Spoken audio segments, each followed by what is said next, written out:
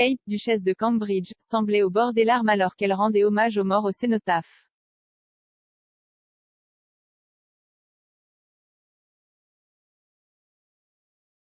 Kate a semblé profondément émue lors du service national du souvenir d'aujourd'hui. La duchesse de Cambridge a été filmée les yeux fermés et les lèvres serrées alors qu'elle se tenait fièrement sur l'une des balcons du ministère des Affaires étrangères et du Commonwealth.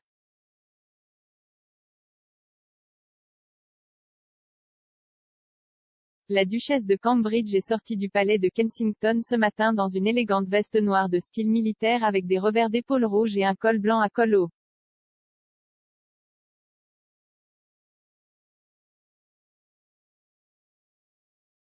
Au cours des commémorations, Kate a rejoint d'autres membres de la famille royale, des représentants du gouvernement et des membres des forces armées dans un silence respectueux de 2 minutes.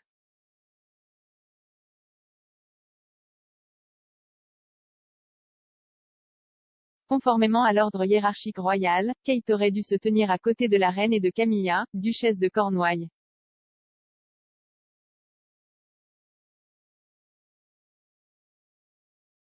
Pourtant, la duchesse a occupé le devant de la scène au balcon, se tenant entre Camilla et Sophie, comtesse de Wessex, alors que Sa Majesté se retirait de cet événement solennel.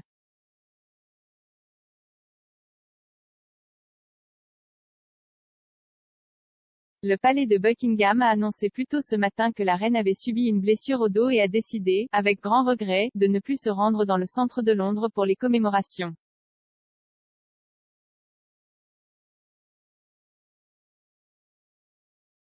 Le palais a déclaré dans un communiqué, la reine, s'étant fait une entorse au dos, a décidé ce matin avec grand regret qu'elle ne pourra pas assister au service du dimanche du souvenir d'aujourd'hui au cénotaphe.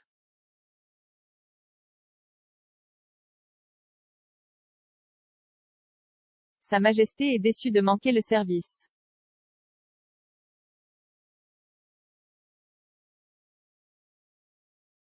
Kate et Camilla étaient ensemble sur le balcon l'année dernière et se tenaient à 2 mètres l'une de l'autre alors que le dimanche du souvenir 2020 tombait au milieu du deuxième verrouillage national.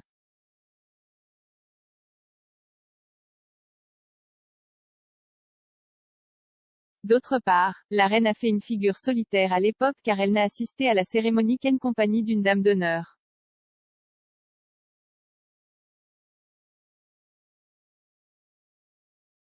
Au cours du service national du souvenir d'aujourd'hui, Kate a regardé avec fierté son mari, le prince William, déposer une couronne de coquelicots rouges au pied du cénotaphe.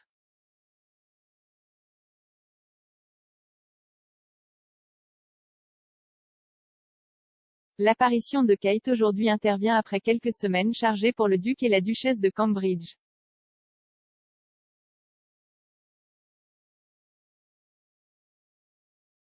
En octobre, le rendez-vous le plus important de Kate et William était la toute première cérémonie de remise du Prix Earthshot.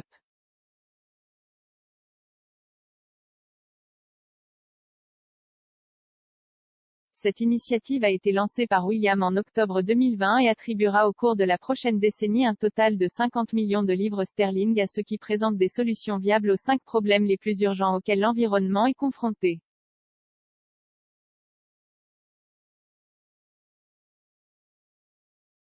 Plus tôt ce mois-ci, Kate et William ont mené, aux côtés du prince Charles et de Camilla, une offensive de charme lors de la COP26, le sommet sur le changement climatique qui s'est tenu à Glasgow.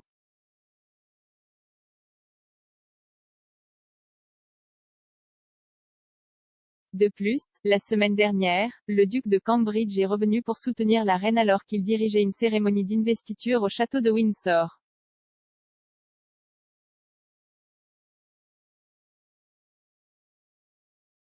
Parmi les personnes à l'honneur, il y avait le champion de football Marcus Rashford pour son combat contre la pauvreté alimentaire des enfants.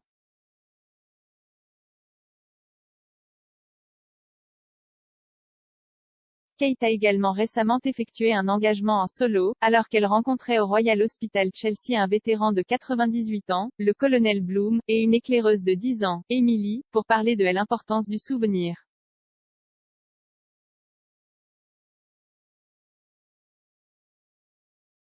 Samedi, les Cambridge ont rejoint d'autres membres de la famille royale travaillant à temps plein au Royal Albert Hall pour le festival annuel du souvenir.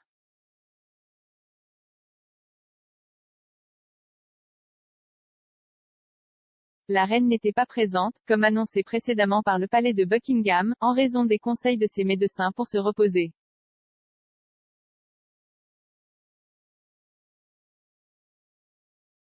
L'expert royal Cathy Nicholl a récemment noté que les Cambridge avaient fait preuve d'unité au cœur de la famille royale lors de leurs récents engagements avec Charles et Camilla.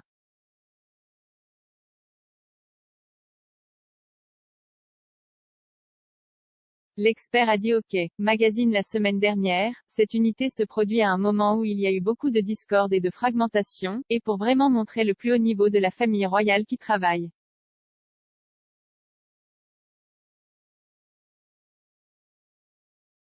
Ce que vous voyez dans ce fabuleux 4, c'est l'avenir de la House of Windsor, dans une image très claire et délibérée.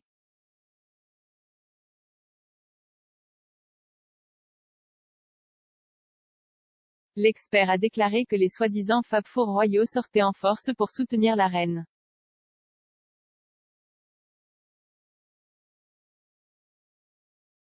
Elle a également déclaré, c'est l'avenir, la succession. Nous aurons le roi Charles et la reine Camilla, plus probablement qu'autrement, puis le roi Guillaume et la reine Catherine.